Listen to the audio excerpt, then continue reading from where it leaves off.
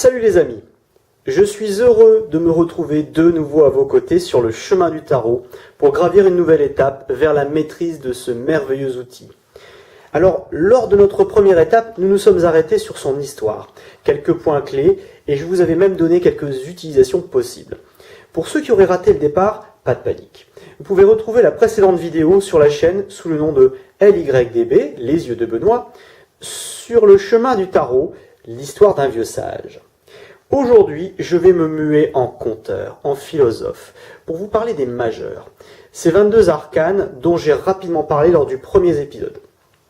Pour être plus précis, il faudrait dire 21 plus une carte qui est notée soit 0, soit 22, selon les jeux. C'est le mât ou le fou. Seule une autre carte dispose d'une disposition aussi remarquable, et c'est l'arcane 13, qui elle n'a pas de nom. Alors vous l'avez remarqué, je remonte le fil des événements qui ont vu la naissance du tarot jusqu'à aujourd'hui, du mieux possible. Et croyez-moi, c'est une quête de très longue haleine. Pour comprendre le tarot, il faut se replacer dans le contexte, à l'époque où il est né. À cette époque, peu de gens savent lire. À vrai dire, les plus instruits sont les élites ou le clergé. Et l'utilisation des images ou des iconographies est capitale pour véhiculer les connaissances au cœur de la population, alors nettement moins éduquée qu'aujourd'hui. Et pourtant, mon petit doigt me dit que certains d'entre vous ont essayé d'apprendre par cœur les significations de chaque lame. Bon, on va pas se mentir, c'est quand même assez chaud, assez compliqué. Alors aujourd'hui, je vous propose de retomber en enfance. Je vous propose de vous détendre, parce que j'ai la recette pour concocter une belle histoire autour du tarot. Prenez des personnages aux caractéristiques bien marquées, ajoutez des épreuves de la vie courante, faites cheminer le tout et servez avec un brin de philosophie de vie. Allez, prenez-vous un petit thé, faites une pause si vous voulez avec la vidéo et installez-vous confortablement. Je vais vous conter l'histoire de la vie. Tout commence avec un homme qui vient d'arriver dans un monde qu'il découvre un peu comme un enfant qu'il vient d'ouvrir les yeux sur notre belle terre. Il est déterminé, son pas est rapide, il veut dévorer le monde, dévorer l'inconnu. Il est le trait d'union entre la terre nourricière qu'il a mis au monde et l'humain. Il arrive avec bien peu, un petit baluchon, quelques bribes de mémoire passée, restes de ses vies antérieures, diront certains. Il est à la fois dans ce monde et en même temps à la marge de notre société. Dans le tarot, il est à la fois le début et la fin, la naissance et le départ, raison pour laquelle il ne porte aucun numéro. Il est la vie et son antithèse. Mais le petit homme pousse, et il va déployer son baluchon. Bien établi sur ses deux jambes, il est stable et prêt à agir. Dans son baluchon se trouve le nécessaire pour démarrer la vie, la vraie avec ses épreuves. Le denier qui servira à payer son voyage, l'épée qui n'est encore qu'un simple couteau bien représentatif de son esprit encore jeune, qu'il doit encore fortifier. La baguette qui deviendra bâton. Les sentiments sont encore jeunes, peu matures, mais tous les espoirs sont permis à son âge. Et le gobelet, plutôt devrais-je dire les gobelets, le rouge et le jaune qu'on peut apercevoir ici. Eh bien ce sont les prémices des coupes somptueuses des rois, réceptacle des ivresses de la vie amoureuse et sentimentale. Il est au début de son chemin d'homme avec un grand H. Il est ouvert à tout. Son chapeau, vissé sur sa tête, lui assure un mental juste, pur, sans dogme. Au passage, le chapeau ressemble à un Levinskat, le symbole de l'infini. Regardera bien. Il est prêt, malgré le peu d'expérience dont il dispose, à démarrer sa vie, sa construction. Il déborde de dynamisme.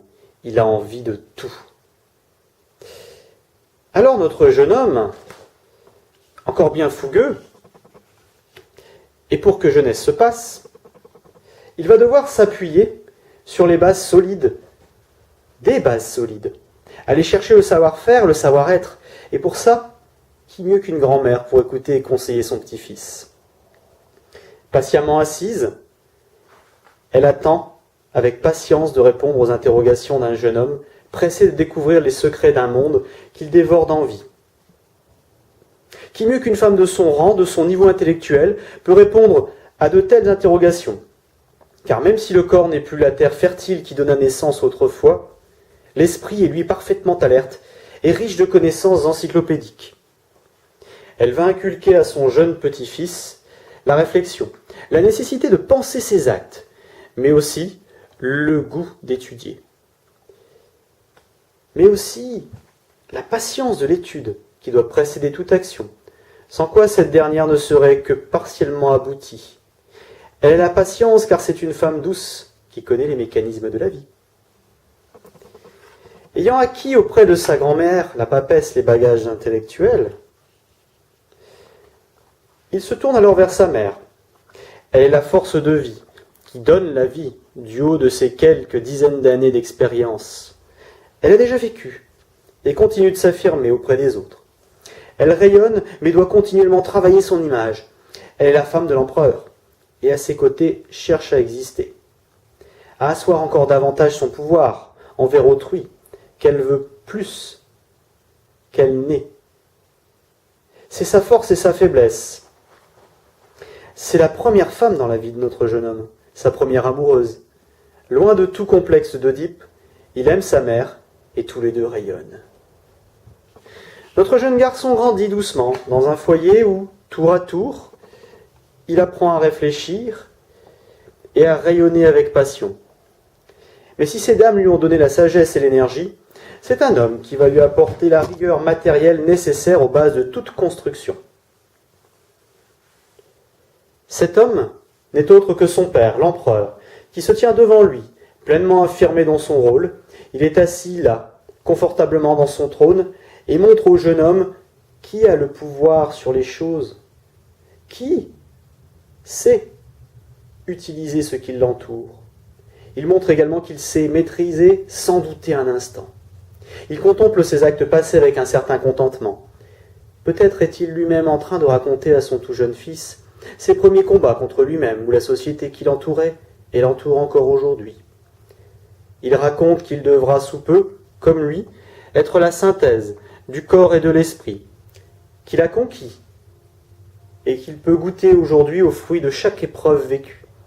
Il explique au jeune battleur qu'il lui faut développer ses qualités, exploiter ses potentialités, affûter ses outils pour acquérir la stabilité une fois l'âge mûr atteint.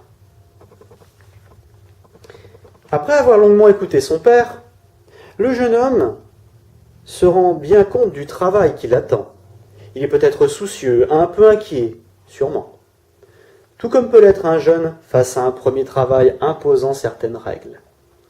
Là encore, c'est l'expérience qui va faire un brin de chemin avec lui et bénir ses plans.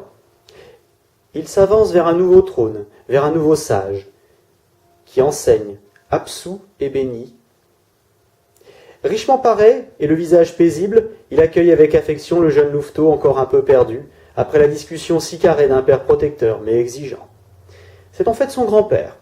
Ce dernier lui enseigne qu'il doit travailler pour réussir et confirme les dires du père, mais aussi qu'il faut demander pour savoir et s'entourer pour progresser. Le pape lui glisse à l'oreille qu'il n'est pas seul, mais que son entourage, sa famille, ses amis, ses collègues peut-être aussi, plus tard l'aideront et lui apporteront approbation et opposition constructive. Entouré de sa famille, le jeune adolescent progresse. Il forge son esprit et ses capacités. Mais c'est une période de doute pour lui, à laquelle il va devoir faire face. Même bien conseillé, bien formé, ses proches lui ont laissé le libre arbitre de sa vie, et donc la lourde tâche de choisir son chemin et les conséquences heureuses et moins heureuses de ce choix. Si l'amour est charnel, il est aussi un instant de communion entre deux esprits qui vont cohabiter dans un même projet commun. Il ne sera plus seul, il ne sera plus moi, mais nous. C'est un choix de vie pour tout. Pour ce jeune homme qui trouve parfois ses choix douloureux, mais qui seront peut-être par la suite libérateurs. Les choix prenant du temps, laissons à notre adolescent le temps de choisir les chemins qui seront siens et... Tiens, mais que voici. Dans un nuage de poussière, un jeune homme apparaît, arborant encore l'armure de parade de ses derniers succès. Il conduit fièrement son char. Il semble que le jeune adolescent ait digéré son éducation et mûri ses choix. On dirait même qu'il a triomphé des choix les plus cornéliens. Il a prouvé ses compétences et domine l'aspect matériel de sa vie, même s'il doit encore maîtriser ses pulsions, parfois fougueuses, ou même plus fougueuses que ses destriers. Même s'il avance en vainqueur, il va devoir apprendre que la réussite est fragile, et que c'est dans la réalisation qu'il trouvera la sécurité, dans la durée. La route est encore longue, petit battleur. Mais de nouveau, c'est une femme qui s'impose à lui. Prince et fils de l'empereur. Elle brandit un glaive à double tranchant et une balance aux plateaux équilibrés. Au fond de lui, le jeune homme sait qu'il ne peut se dérober à cette autorité judiciaire qu'est la justice. Elle évalue les conséquences, sans limite, quelles qu'elles soient. Elle est presque karmique, en ce sens où tôt ou tard, prince ou manant, on paye ses fautes, et on profite des bienfaits à autrui. C'est par le glaive qu'elle va trancher après avoir pesé le pour et le contre, le vrai du faux, le bien du mal. Elle rétablit l'harmonie dans une société. Dépourvu du superflu, notre jeune homme voit à présent l'essentiel, loin du bruit, des batailles et du tumulte des débuts de sa vie. Il s'interroge en sage et acquiert la maturité psychologique nécessaire pour tirer les conséquences des actes passés. Il se retourne et de sa lanterne éclaire sa route, éclaire son passé. Bien plus que sa lanterne, c'est son esprit qui éclaire ses actes. Il sait prendre du recul sans se disperser. Il se souvient des conseils de son empereur de père, mais aussi de son grand-père, pape. Son désir à cet instant, c'est de toucher du doigt la sagesse. Il entame un enchaînement, un chemin spirituel pour progresser encore. Mais vouloir, ça n'est pas forcément pouvoir. Et si le battleur est devenu le jeune homme du chariot, ce jeune homme est devenu un champion victorieux. Et pourtant, il est aujourd'hui un ermite en quête de sagesse plus que de réussite. Si la roue tourne et les grands d'hier étaient grands, ils sont peut-être aujourd'hui plus petits. S'ils ne font pas attention, ils peuvent connaître la chute et redevenir de simples hommes parmi les hommes. Notre bonhomme le sait. Il ne lutte pas contre le changement inexorable, mais cherche à s'adapter et à profiter au mieux de la situation, qu'elle soit statique ou terriblement dynamique, en positif comme en négatif. Il lui faut alors regrouper ses atouts, transmuter ses points faibles en axes de progression pour mieux rebondir. Il lui faut faire preuve de force. La force physique est une chose, mais ici elle doit s'accompagner de la force mentale, psychologique, la stabilité. Ici, plus question de déployer une énergie folle pour de multiples objectifs. Non, non. Ici, le jeune homme doit mûrir et dominer ses pulsions, dompter ses volontés, savoir différencier envie et besoin. Il doit faire triompher l'esprit sur le corps, profiter de sa bonne santé mentale et physique pour avancer de nouveau. Mais parfois, pour triompher, il faut savoir changer de point de vue, qu'on le veuille ou non. Notre battleur devenu homme n'est pas à l'abri non plus des divergences de point de vue, et il apprend à regarder le monde sous tous les angles. Même si sa position n'est pas confortable, il apprend. Il vit une épreuve difficile, pendu par les pieds, la tête en bas, mais cette épreuve l'invite à aller plus loin que ne le permet la simple force physique, le simple corps matériel. Il lui faut utiliser son esprit, sa tête. Même s'il est bloqué, il apprend la patience et l'ouverture spirituelle pour connaître enfin la joie et sortir enfin de cette situation délicate où il paraît si impuissant. Petit à petit, notre marcheur chemine et rencontre à la fois son destin, mais aussi des personnages à la fois si proches et si éloignés que chacun et chaque rencontre l'enrichit. C'est cette fois-ci un homme squelettique, armé d'une faux. Il observe ce personnage et se demande qui il peut bien être. Est-il un homme? Un mort-vivant? Un fantôme? Ou peut-être un être mythique? Il n'arrive pas à mettre un nom sur ce personnage. Mais l'épreuve précédente lui a appris à voir les choses sous différents points de vue. Si cet être coupe, tranche, s'il met fin à quelque chose, il permet aussi de redémarrer. Le sol sous les pieds de notre marcheur est noir, comme celui des forêts ravagées par le feu, mais aussi noir comme l'humus qui permet aux cultures de grandir et de fructifier. Pour notre battleur, si le feu met fin à la vie de certains arbres, il permet aussi la germination de nouvelles graines, et donc la régénération de la forêt. Il comprend que quand une porte se ferme, une autre s'ouvre. Il lui faudra juste prêter attention à ce fait. Mais quittons cet être peu bavard pour un autre bien plus complexe encore. C'est une femme ou un garçon au trait et à l'allure féminine peut-être.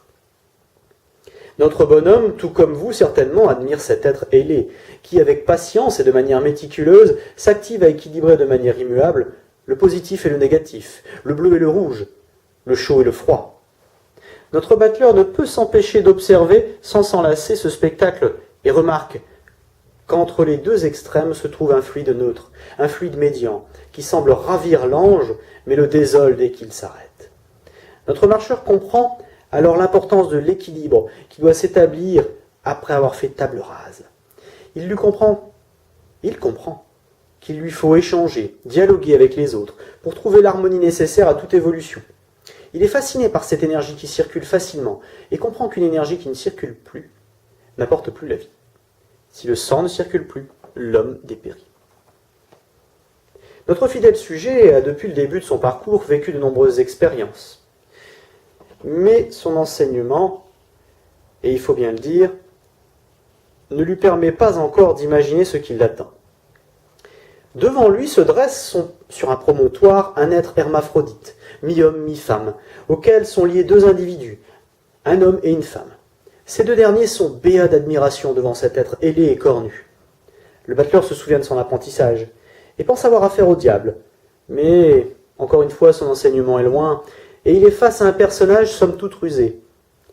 Le marcheur est divisé.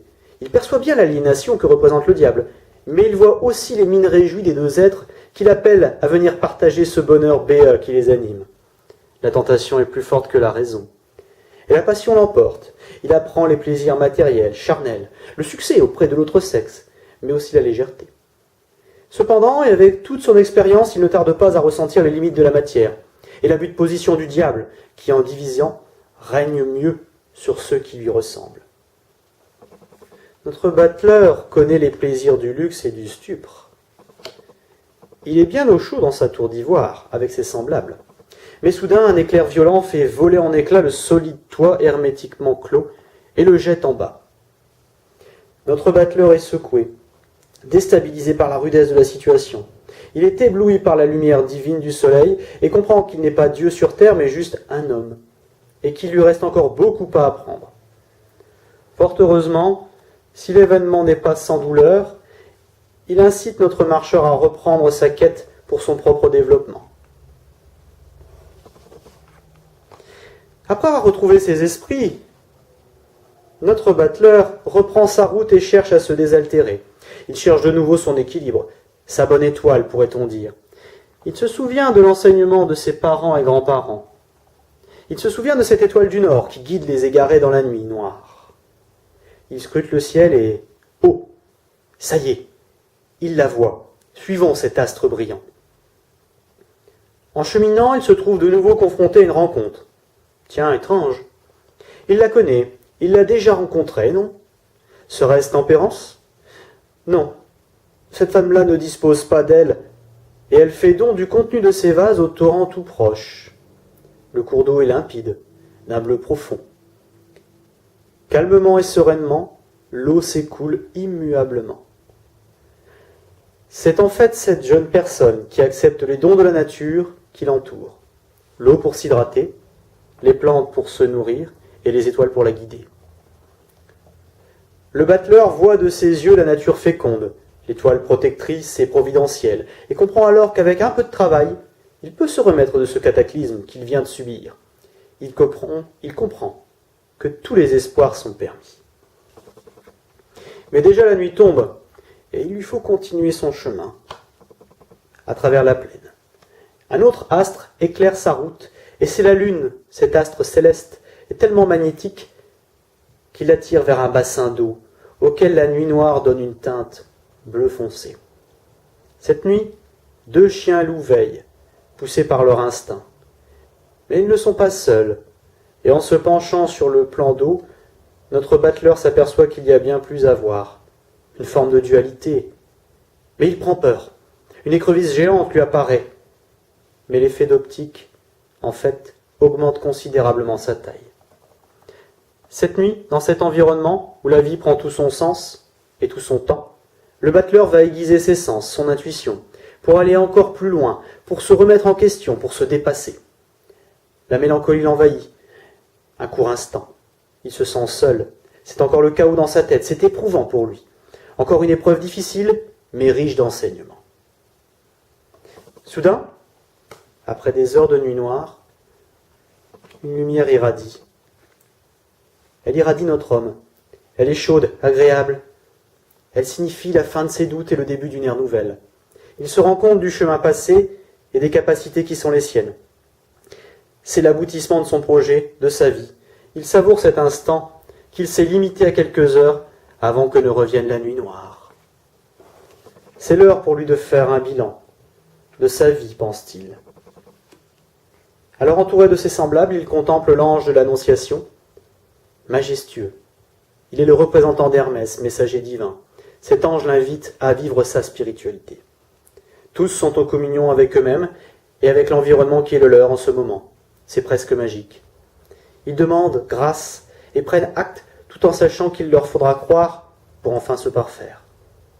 Il leur faudra ne plus douter et avoir confiance en eux et envers les autres. Ils se rappellent le passé et se réconcilient entre eux pour se tourner vers le futur et avancer vers une nouvelle situation. Ils tournent enfin une page. Le battleur est arrivé au terme de son chemin. Il est épanoui, pleinement accompli. Il sait quelle est sa place et quel est son chemin, ici ou dans d'autres contrées. Il a en lui l'harmonie nécessaire pour communiquer avec les autres et même être un homme providentiel. Il sait ne pas trop s'isoler.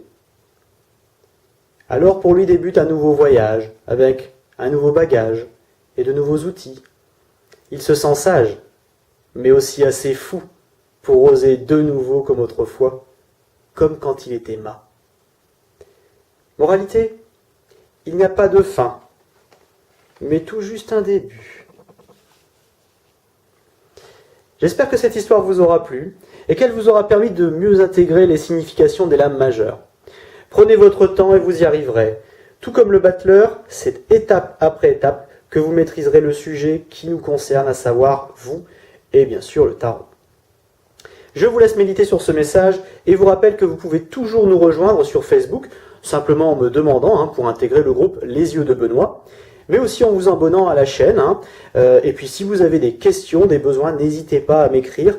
Mon adresse mail, c'est toujours lesyeuxdebenoît, tout collé, @outlook.fr. En attendant vos réactions et questions, je vous propose de nous retrouver très vite pour de nouvelles aventures et de nouveaux tirages. À très bientôt sur Les Yeux de Benoît. Salut!